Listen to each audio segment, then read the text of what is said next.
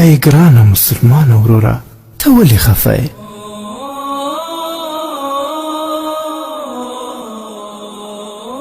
مه خفه کېږه. که ته غریب یې، خلک پوروړي دي. که ته موټر نه لرې، خلک پښې نه لري. که ته له مصیبتونو څخه سر ټکوې، خلک له کلونو راهیسې د ناروغۍ په بستر پراته دي. مه خفه کېږه.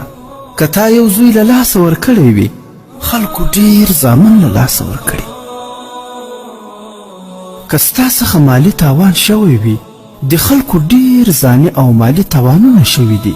حتی د ځینو کارخانې په اور سوځېدلې او خپل ژوند یې پکې له لاسه ورکړی دی. صبر وکړه، ځکه چې ته یو مسلمان یې.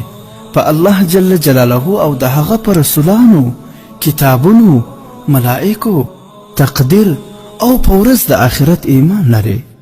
داسې خلک شته، نعوذ بالله، چې دا هر څه دروغ ګڼي او د شیطان عبادت کوي. مه خفه کېږه. که ګناه درنه وشوه، توبه وباسه، ځکه الله تعالی له توبه کوونکو سره مینه کوي. لکه څنګه چې په قرآن کریم کې فرمایلي: ان الله يحب التوابین ويحب المتطهرین. ژباړه: د الله تعالی هغه خلک خوښیږي چې له بدۍ یعنې ګناه څخه لاس واخلي او سپېڅلتیا غوره کړي.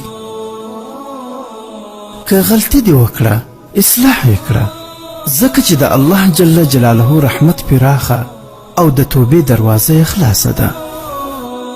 ته ولې خفه یې؟ یوه ورځ به در پیښه ناروغي ښه شي، ګناه به دې وبخښل شي، پور به دې لنډ شي، بندیان به په کور شي او نیستمن به شتمن شي. تورې ورځې له منځه ځي، تورې شپې به سبا کېږي او طوفانونه به تم کېږي. مه خفه کېږه. یوه نیکي له لسو څخه تر 200 چنده پورې لیکل کېږي او به دې په خپل مثل تیر هیر کړه، ځکه په تیرو پسې زړه تلل بې عقلي ده.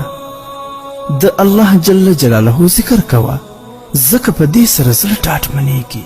په نعمتونو کې فکر کوه او شکر باسه.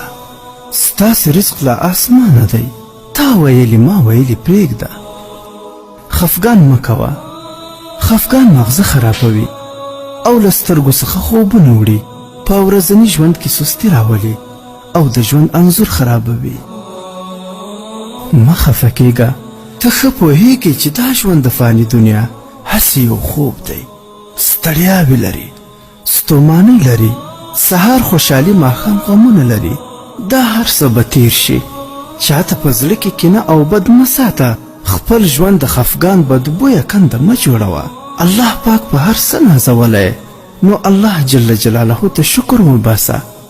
او که د الله جل جلاله لخوا امتحان در باندې راشي، نو صبر کوه، ځکه لا تحزن ان الله معنا. مه خفه کېږه، الله جل جلاله له موږ سره دی.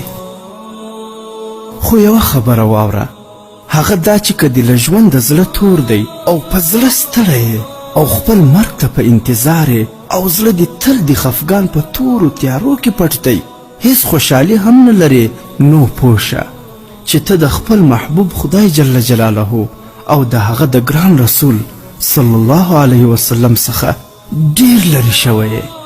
ګناهونو چار چاپیره راګیر کړی یې. خبردار اوسه، لا وخت شته. خپل رب ته توبه وباسه د خپلو ګناهونو څخه.